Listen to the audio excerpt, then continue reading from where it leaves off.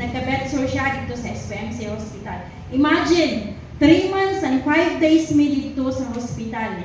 Dako kayong bed sore. So, pwede na ito makita ngayong bed sore. My mother is mag-80 years old na siya this coming December. So, mauna siya ang bed sore sa ako. Katong before pa dyan siya, katong pinakalala pa dyan siya. Paki-scroll out na ba dyan lang. So, ang bed sore sa ako ang mama is nga na siya kalalong. As in, ang kanang kumo sa bata, masunod yun siya. So, grabe ang kanang kay diabetic at mamadali lang kay naglala ang iyang kuwan. So, ang gibuhat dito sa hospital, gioperahan ang iyang kuwan kay para dili mo kalat ang infection sa sulod. Kay delikado na siya pag ma-infect na, especially kung maabot na siya sa buko, kay mahimot yun na siyang cancer. So, wala na din na siya yung pag-asa. So, gipapauli may after 3 months and 5 days, nag-decision ang anesthesiologist na dili na siya kanang operahan or tapakan ang katong maong samad nga ingon ana did siya kalalong dako jud kay siya sa ngatanan.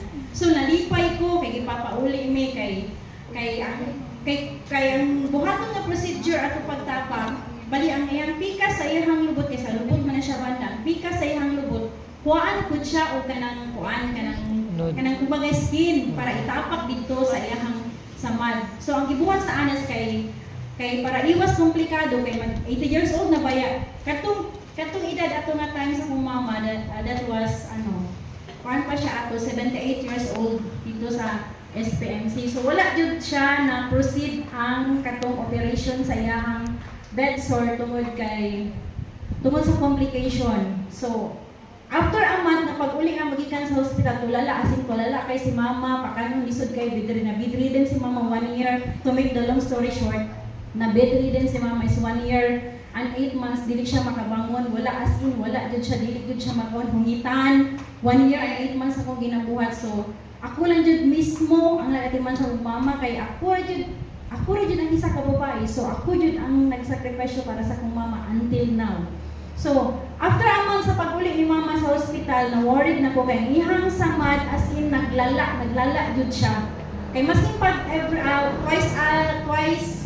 twice na ko siya ginadressingan, twice a day na ko siya ginadressingan from morning, then pagkagabi So, naglala jud ang samad. So, ang akong gibuhat ana kay si Alma pod na sa Waybagyo, napod siya mama nga gialagaan nga nagka-bed sore pod.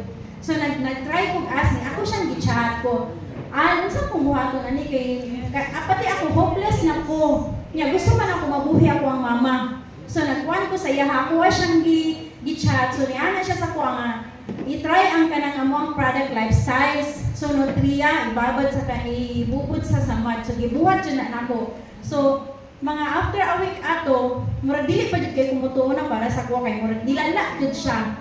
So, ako din na-notice na ang product na Nutria, tapos kuha din siya, i-cleanse niya ang katong mga samad ba. Bali, bago siya makuha na maayo yun siya, ginapalala niya, kay gina-cleanse niya ang katong mga hugaw nga naa sa sulod, mga bacteria nga naa sa sulod. So, 2 years niya akong ginadumog-dumog. So, pag-upan na to make the long story short, until now, samad sa kong mama nga. Kung baga, imposible jud kay siya mamaayo. Through introduce ang Nutria, ginabubod na nako ang Nutria sa party sa samad sa kong mama. Naayo jud siya, and praise the Lord. Naayo jud ang kong mama. Until now, kung mama gana kay ihang kaon, makalingkod na si mama. Imagine, 1 year and 8 months si mama, bedridden lang jud siya. So, na-shock na lang ko, gikan pa jud ko sa church atong time, katong January man ata to, January or February, basta ingatong nga months.